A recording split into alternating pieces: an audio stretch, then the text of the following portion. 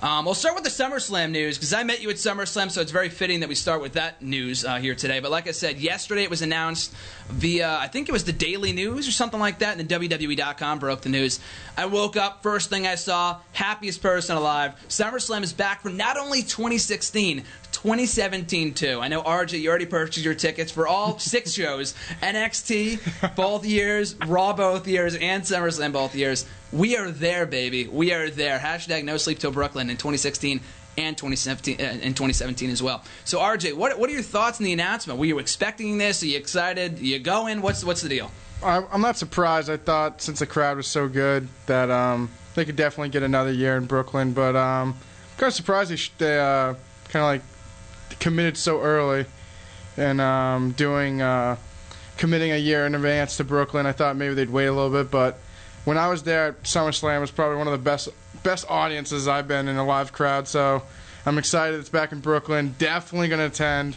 Try to attend. That was a great weekend last year, and definitely going to try to attend 2016 and 2017. And NXT too. Never been to an NXT show. We'll see what happens. That was a great show this year.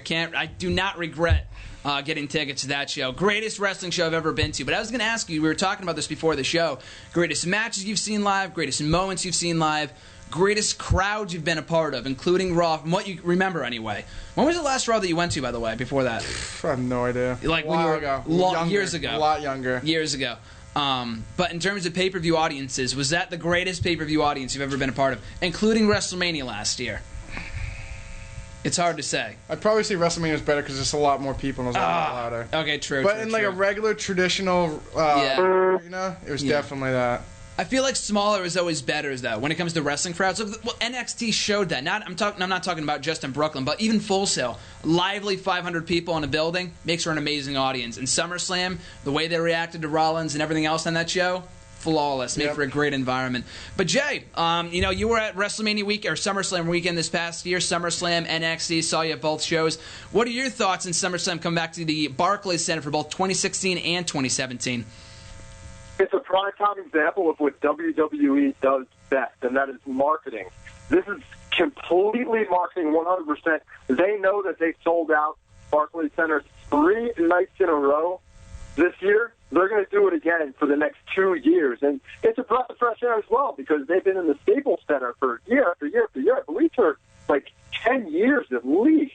And it's great to have them back on the East Coast. Great to have them back in Brooklyn. I know I'll be getting my fix as well. I'm actually saving a little savings account. I'm starting it tomorrow, so I'll be ready to go for next year's SummerSlam for sure. There you go. There you go. Smart man. I'm going to be doing the same exact thing. The savings start now. TLC 2 maybe in December. That's in the Boston area, but SummerSlam is more important. But you bring up a great point. Los Angeles got SummerSlam for 6 or 7 years, from like 2009 to up until last year in 2014. So this is a big old F you to Los Angeles. Thank God we're going to be getting it for the next 2 more years. And hopefully we'll be going to both shows as well. But it also begs the question, not as important, but it is an interesting thing to think about. Do you think SummerSlam, after, it was such a huge success this past year, the entire weekend was, but RJ, I'll ask you first, do you feel like SummerSlam going forward will be a 4-hour extravaganza? Or was it just for this year, you think? Like, we tried it, didn't really work out, didn't really add to the show at all.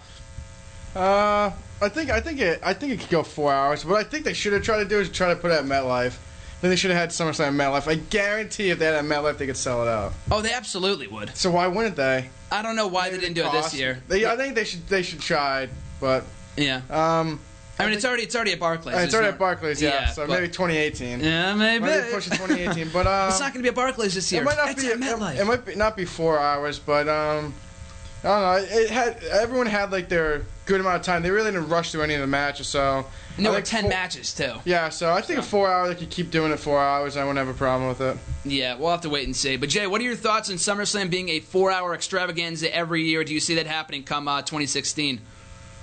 I'm not sure. That's a tough question to answer right now because it really depends on the situation WWE is at the time from a booking standpoint, what directions are going, what talent are available. Because you never know what's going to happen for the rest of this year into 2016 and beyond. So it's going to be tough to tell. However, with that being said, if they want to continue the bigger than WrestleMania vibe and create another bigger than WrestleMania main event, it would be smart to give it that 4-hour time slot. But I don't think it did it any favors this year, Graham. I think that it was tough to really have a good, solid, full-blown show with 4 hours at SummerSlam. As you were there as well, there were dips and drags in the show. Not all the matches got the amount of time that they needed because there was just so much content to fit in. So I prefer 3 hours, but if they went with 4 hours, they'd really have to think twice about it before they actually went forward.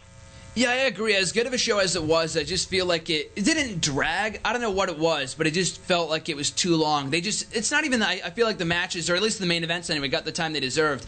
It's just they fit too much content on the show. And there wasn't really that many, like the only bad match, not even a bad match, the only dull match was Ziggler and Rusev, I feel like. Even the Stephen Amell match was okay. Everything else... Stephen Amell match sucked. I know you didn't like that match. I thought it was fine. Everything else that was solid.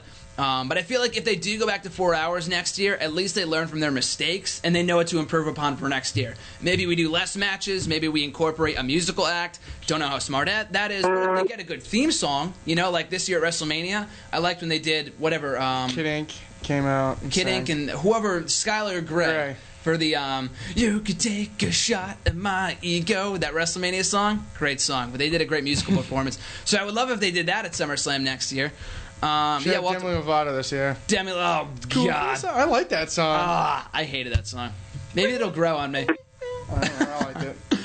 Only if she takes a pop-up powerbomb through a table. Like, MGK? Yeah, MGK. That was great. You're wearing the Kevin Owens shirt right now, too. Fight Owens fight, baby. Fight Owens fight.